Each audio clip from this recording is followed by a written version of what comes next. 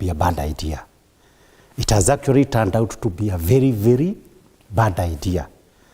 So I say that in order to make the point that when finally Kenyans, the majority, as declared by the Supreme Court and IEBC, decided that it is him who is going to be president, personally, all these promises he had made, I consider them to be lies. I did not hold him to very high bar, to that let him deliver this or the other. All that I hoped, now that we were not doing very well at that time, let him not lower Kenya's standards. Let him stop digging the hole. But what we are seeing, for me, I don't care about the promises he made. I never believed them. But I care that even those things that were working have been dismantled. They have been compromised. There is the Linda Mama. Women could give birth easily. There is the issue of schools capitation. There is the issue of university education.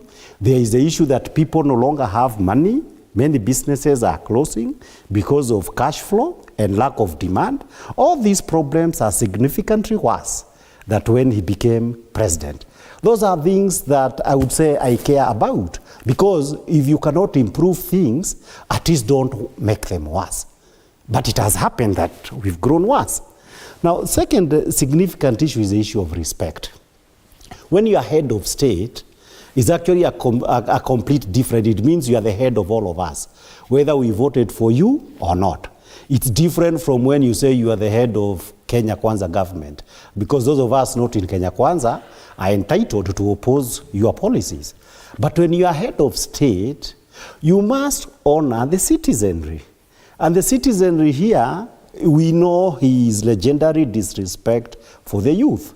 He calls them children, even when, as Mheshimiwa Pohisio has said, these are university people. When I came to the public limelight fighting for some of these issues, I was actually about 23 to 26. Is when we would go to demonstration, we would write articles in the People Daily newspaper, or People Weekly as it then was, and those other activists and going to demonstrations for a new constitution in 96, 97. We were actually Gen Z, and we knew what we were doing. We wanted a better country, which was finally rewarded when we got the 2010 constitution. So that even those good things like the 2010 constitutions that we have are actually product of the Gen Z of the day. But now my bigger concern is he has moved the disrespect from the youth to Kenyan parents.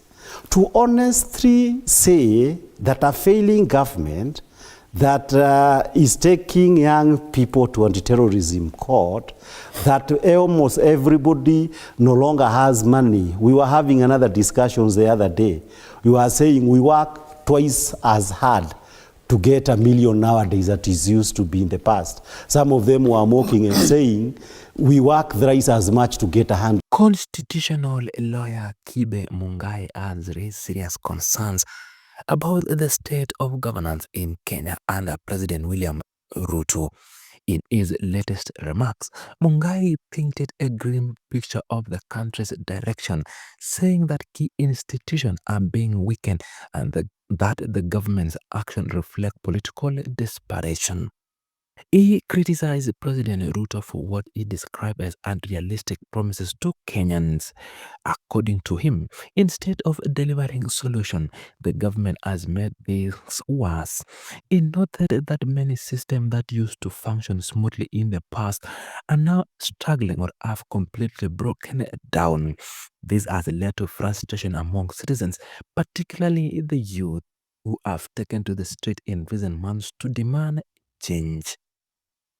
Mungai pointed out that one of the major problems in the president's tendency to shift blame into society, such as his recent suggestion that there is a parental problem among the youth.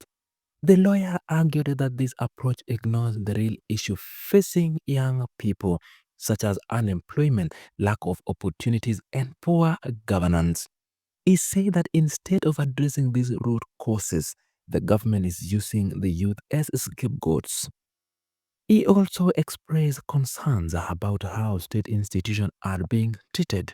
He said it appeared that key bodies such as the police are being forced to act in ways that go against their professional judgment. According to Mungai, this shows a lack of respect for the independence of this institution and weaken the foundation of democracy. When institutions are undermined, he explained, it becomes difficult for them to serve the people fairly and effectively. The lawyer went further to describe the government's current strategy as one based on fear and repression.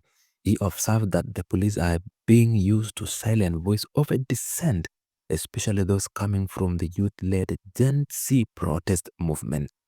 According to him, the government is applying a bottom-up crackdown strategy where it starts by arresting young protesters, then goes after youth leaders and even elected members of parliament who supported the demonstration. Mungai warned that this trend is dangerous and could lead to criminalization of opposition and activism. He noted that if the government continues on this path, it could eventually accuse high-ranking political figures such as former Deputy President Rigathi Gachagua of serious crime without proper basis. This, he said, shows political desperation and fear of losing control. He called on the government to stop using police and security forces to silence critics and instead listen to the concerns of the people. According to him, peaceful protest and public criticism are part of a healthy democracy and should not be met with arrest or intimidation. Mungai also urged the public to remain alert and protect democratic rights such as freedom of expression, right to protest, and respect for the rule of law. He emphasized that Kenya's future depends on strong institutions, fair governance, and leaders who are willing to serve all citizens, not just their political. The question as to whether you can charge political protesters with anti-terrorism charges is one that I am aware will soon be challenged before the High Court. Because we believe those are not courts that are meant for political protesters. And the matter could actually already be in court had it not been for the scale which 20 or 30 lawyers, including myself, involved in these things, we've had to go to so many courts at the same time. And today, Boniface is being presented to court. So that even has a serious element of inconvenience for many of us, the advocates. Remember, the young people that we are talking about, initially when we went to court, we had been instructed with regard to these DCP officials. But when they were presented, obviously they were presented with people from Matu, from Gilgil, from Roiro and elsewhere. So we were told, since all this is arising from the same issues, continue defending them. So in a sense, those young men were lucky that lawyers who had gone on a separate mission ended up meeting them in court and they got free legal services. That may not happen everywhere in Kenya. And here there was a happy coincidence. Issue number two is Honorable Kalonzo Musyoka was the senior lawyer who was with us when we were challenging these issues in those cases that we went there. And he was explaining. He was a member of parliament where the Anti-Terrorism Act was passed, I believe, sometime in 2012. And he was saying this was actually supposed to be for terrorists. It was defined having in mind dangerous people. And he said that in one of those days when we were there, he actually saw certain people, some from Iran and Pakistan, who are actually being charged with terrorism. And he was asking the magistrate, I think yesterday I saw people that in the normal imagination of Kenyans go under the description of terrorists. And we had the kind of weapons they alleged to have had. These people here, even nobody is saying you had guns, you had this.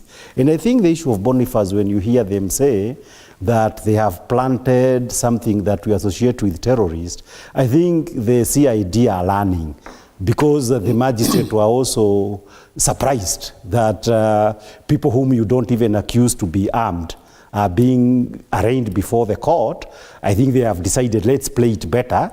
Let us allege that Boni had some offenses. The third issue, as I wind up on that issue, is the issue of politics of desperation. You know, when you say you have started using the sledgehammer to kill a fly, I think it describes you more than the people you are targeting. In fact, it is only a very weak government and a desperate one that would do some of these things. In Uganda, which I follow closely, for the simple reason that Kenya is being taken the Ugandan direction, you will find that in the first 10 years of Yoweri Museveni, at least 7-8 years, he did not have to deal with his political opponents through the anti-terrorism law. In fact, it started after he actually lost the election to Besigye. Then it is where now he started saying, let us call Besigye a terrorist.